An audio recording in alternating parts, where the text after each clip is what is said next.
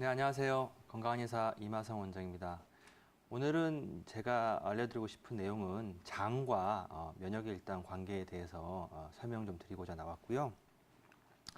제목은 장누수 증후군입니다. 이제 이름이 좀 생소하실 것 같은데, 그러니까 장에서 무언가 우리가 음식을 빨아들이고 뭐 이렇게 해야 될 텐데, 흡수할 텐데, 뭔가 새고 있다는 뜻으로 보이시죠? 그렇게 이해하시면 일단 될 것 같고요. 한번 들어가 보겠습니다. 일단은 몸에서 외부 물질이 가장 많이 유입이 되는 그런 장기를 하나를 꼽으라 그러면, 물론 이제 제가 장에 관한 말을 드리고 있긴 합니다만은, 사실은 이제 그 폐에 대해서 말씀을 드릴 수 있을 것 같고요. 거의 1번은 폐죠. 폐는, 공기를 통해서 수많은 그 호흡을 하면서 미세한 입자들이 자꾸 들락날락 하기 때문에, 훨씬 더 많은 외부 물질들이 유입이 될 텐데, 사실은 그럼에도 불구하고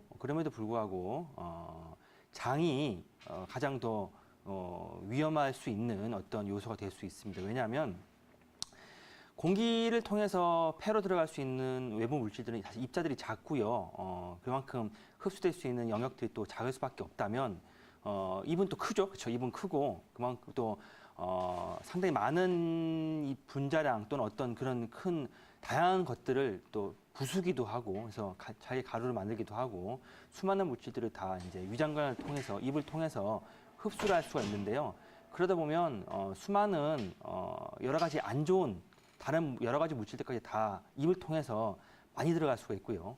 결정적으로는 장이라는 곳 자체가 균들이 살고 있는 곳이기 때문에 이곳을 통해서 번식을 안 좋은 것들이 번식을 할 수도 있고 뭐 이런 여러 가지 그런 상태에 처할 수 있기 때문에 사실은 가장 많이 유입되는 장기라고 하면 폐겠지만은 조금 더 문제가 될 수 있고 중요한 장기라고 하면 이제 표에 나와 있겠지만 장이라고 할 수 있겠습니다. 장누수 증후군이라고 하는 거는 이제 다른 말로 하면 센장 증후군, 영어로는 리키거 신드롬이라고 하는데요. 이게 보시면 이제 장 사이사이에는 육모들이 이렇게 있죠. 그 사이사이로 외부의 물질들 중에서 안 좋은 것들은 걸러주고 그다음에 좋은 것들, 영양소들은 분해된 것들을 잘 흡수할 수 있도록 그래서 장 사이에 있는 혈관 사이로 흡수할 수 있도록 만들어 주는 것들이 이제 장의 역할인데요. 보시다시피 이제 그런 의미가 있기 때문에 인체의 면역 세포의 무려 70%가 장에 있다는 사실을 이제 주지해 주시기 바랍니다. 그러니까 쉽게 말하면 장은 위에서 소화를 한 것들을 장으로 흡수하는 데만 국한되지 않고 장 자체가 그만큼 그러니까 그 외부의 어떤 그런 위험에 대비해서 일종의 뭐 휴전선처럼 그런 면역 세포들이 면역 어떤 관련된 것들이 70% 이상 이렇게 버티고 있는 것들이 장이기 때문에 그만큼 우리 몸을 지켜주는 역할을 하는 것도 장이라는 것이라고 볼 수 있겠는데요.